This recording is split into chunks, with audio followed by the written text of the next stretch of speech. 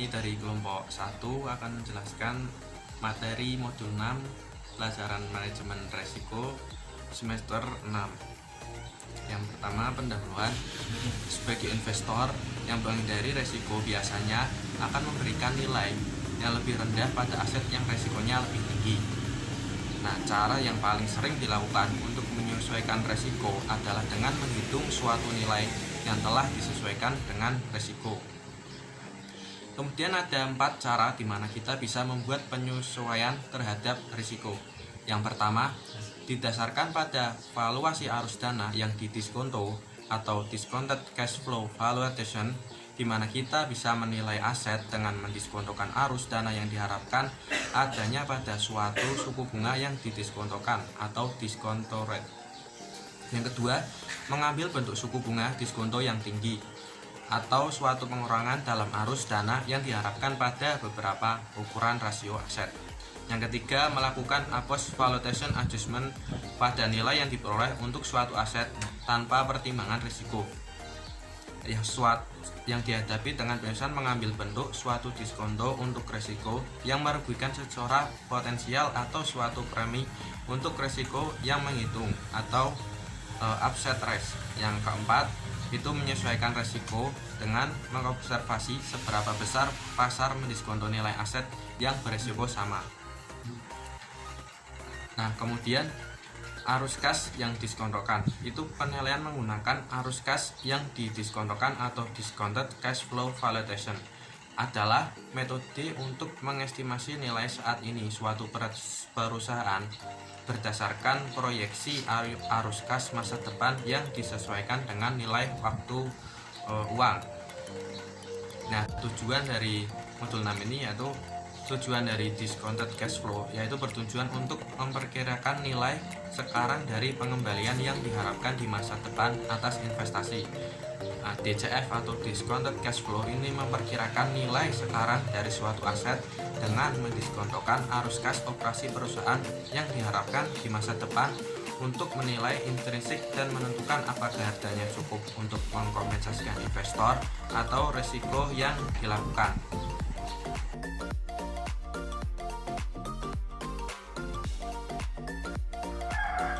Yang selanjutnya yaitu nilai DCF dari suatu aset.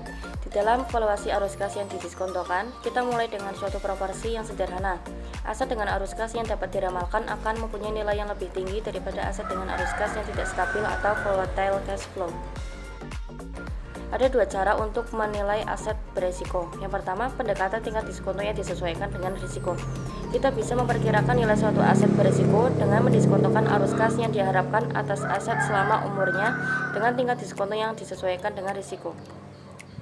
Contoh soal, proyek A diketahui membutuhkan biaya investasi sebesar 20.000, arus kas yang diharapkan 5.000 per tahun selama 8 tahun, pasar produk proyek A lebih baik dari proyek B, standar deviasi proyek A 1.000, tingkat diskonto proyek A 12%.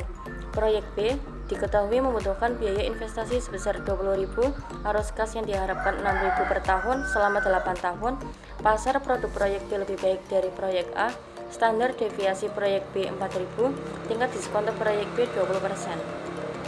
Penyelesaian, NPV proyek A sama dengan min 20.000 ditambah 5.000 dikali 1 dikurangi 1 per 1 plus 0,12 pangkat 8 dibagi 0,12 sama dengan Rp 4.838. NPV proyek B sama dengan min 20.000 ditambah 6.000 kali 1 dikurangi 1 per 1 plus 0,20 pangkat 8 dibagi 0,12 sama dengan Rp 3.023. NPV A lebih besar karena tingkat bunga lebih kecil dari NPV B.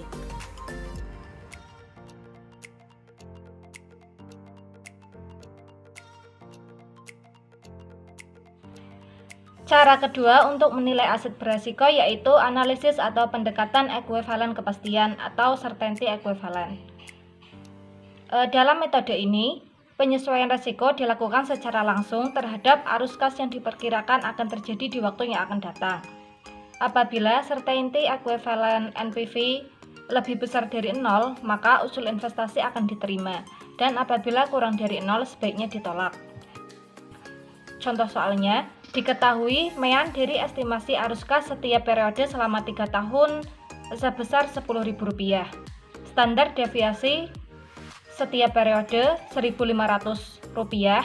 CEC setiap tahunnya selama 3 tahun, yaitu tahun pertama 0,80, tahun kedua 0,70, tahun ketiga 0,60.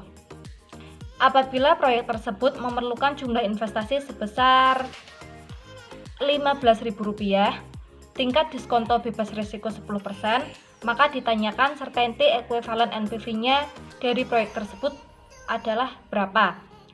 Cara penyelesaiannya, NPV sama dengan minus 15.000. 15.000 itu kita peroleh dari jumlah investasi ditambah 0,80 dikali 10.000 per 1 plus 0,10 dipangkatkan 1. 0,80 kita peroleh dari CEC tahun pertama, 10.000 kita peroleh dari estimasi arus kas, 0,10 itu tingkat diskonto bebas risikonya, dan kita pangkatkan 1 karena itu tahun pertama, ditambah 0,70 dikali 10.000 per 1 plus 0,10 dipangkatkan 2, ditambah 0,60 dikalikan 10.000 per 1 plus 0,10 dipangkatkan 3, maka ketemu hasilnya Rp2.490,59.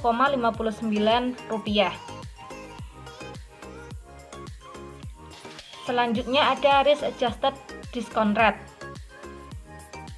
Metode ini, unsur resiko dimasukkan ke dalam discount rate atau penyebutnya. Menurut metode ini, dalam menghitung NPV suatu proyek, kita tetap menggunakan expected cash flow, bukan certainty equivalent seperti pada metode CE. Expected cash flow lalu didiskonto dengan discount rate yang sudah disesuaikan dengan resiko proyek.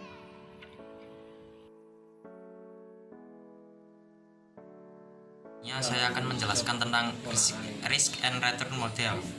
Yang pertama yaitu model penetapan harga aset modal atau CAPM. Pada tahun 1990, William Sharpe memperoleh Nobel Ekonomi atas teori pembentukan harga aset keuangan yang kemudian disebut Capital Asset Pricing Model atau CAPM. Capital Asset Pricing Model menyatakan bahwa dalam keadaan equilibrium, portofolio pasar adalah tangensial dari rata-rata varians portofolio, sehingga strategi yang efisien adalah pasif strategi. Capital Asset Pricing Model berimplikasi bahwa premium risiko dari sembarang aset individu atau portofolio adalah hasil kali dari risk premium pada portofolio pasar dan koefisien beta. Capital Asset Pricing Model (CAPM) adalah model yang menghubungkan tingkat return yang diharapkan dari suatu aset berisiko dengan risiko dari aset tersebut pada kondisi pasar yang seimbang. Berikut adalah rumus dari CAPM, yaitu RI sama dengan RF plus RM min RF dikali beta, di mana RI sama dengan tingkat return yang layak untuk pemilik saham biasa, RF adalah tingkat keuntungan investasi bebas risiko, beta atau risiko aset, RM sama dengan tingkat keuntungan portofolio pasar modal. Berikut adalah contoh soal. PT Sampurna memiliki saham dengan risiko sebesar 1,2, tingkat keuntungan portofolio saham di pasar modal IHSG sebesar 17%, keuntungan investasi bebas risiko bunga SBI sebesar 10%. Berapa biaya modal saham biasa PT Sampurna? Diketahui risiko sama dengan 1,2, RM sama dengan 17%, bunga SBI atau RF sama dengan 10%. Jawabannya yaitu RI sama dengan RF plus RM min RF dikali beta. RI sama dengan 10% ditambah 17% dikurangi 10% dan kemudian dikali 1,2. RI sama dengan 18,4. Jadi biaya modal saham PT Sampurna sama dengan 18,4%. Asumsi model CAPM. Yang pertama, ada investor akan mendiversifikasikan portofolionya dan memilih portofolio yang optimal sesuai dengan garis portofolio efisien. Yang kedua, semua investor mempunyai distribusi probabilitas tingkat return masa depan yang identik. Ketiga, semua investor memiliki periode waktu yang sama. Semua investor dapat meminjam atau meminjamkan uang pada tingkat return yang bebas risiko. 4. Tidak ada biaya transaksi, pajak pendapatan, dan inflasi. Terdapat banyak sekali investor sehingga tidak ada investor tunggal yang dapat mempengaruhi harga sekuritas. Semua investor adalah price taker. Yang terakhir, pasar dalam keadaan seimbang atau equilibrium. Berikut contoh soal lagi, yaitu dalam bulan Januari 2006, 10 tahun Treasury bond rate di Amerika Serikat sama dengan 4,2%. Pada saat itu, beta regresi untuk Google sama dengan 1,83 dengan standar error 0,35 dan the bottom up beta untuk Google dengan melihat internet perusahaan lain sebesar 2,25. Apabila kita menerima yang terakhir sebagai perkiraan nilai beta paling bagus, imbal hasil yang diharapkan pada saham Google dengan menggunakan implied risk premium sebesar 4,09% akan diperoleh nilai sebagai berikut. Expected return on Google sama dengan 4,25% plus 2,25 dikali 4,09%. Hasilnya yaitu 13,45%.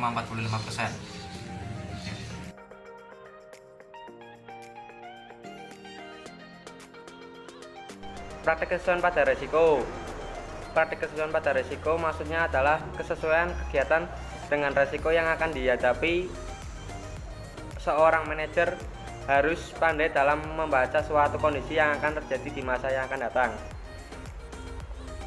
Hal-hal yang harus dilakukan dan dimiliki oleh seorang manajer adalah mampu meremehkan. Artinya seorang manajer haruslah mampu membaca dan mengoperasi kondisi yang akan terjadi di masa yang akan datang. 2. Membuat rencana. Membuat rencana setelah diprediksinya apa yang akan terjadi ke depan, maka manajer harus mampu membuat rencana kegiatan. 3. Melakukan action. Pelaksanaan pekerja atau kegiatan juga tidak lepas dari apa yang sudah dibuat di dalam perencanaan sebelumnya. 4. Melakukan pengawasan dan pengendalian. Yang terakhir, resiko dapat dihindari dari pengawasan yang dilakukan terhadap seluruh kegiatan perusahaan. Selanjutnya, praktik kesesuaian pada risiko juga meliputi pihak-pihak yang terlibat dalam suatu kegiatan seperti manusia, mesin atau peralat, prosedur kerja, teknologi, dan lingkungan kerja. Dengan kata lain, praktik kesesuaian pada risiko akan dapat dilakukan apabila hal-hal di atas dapat dijalankan dengan sebaik-baiknya. Sebaliknya, jika tidak dijalankan dengan baik, maka praktik kesesuaian pada risiko akan mengalami kegagalan dan risiko yang ditimbulkan menjadi tidak dapat dihindari. Thank you.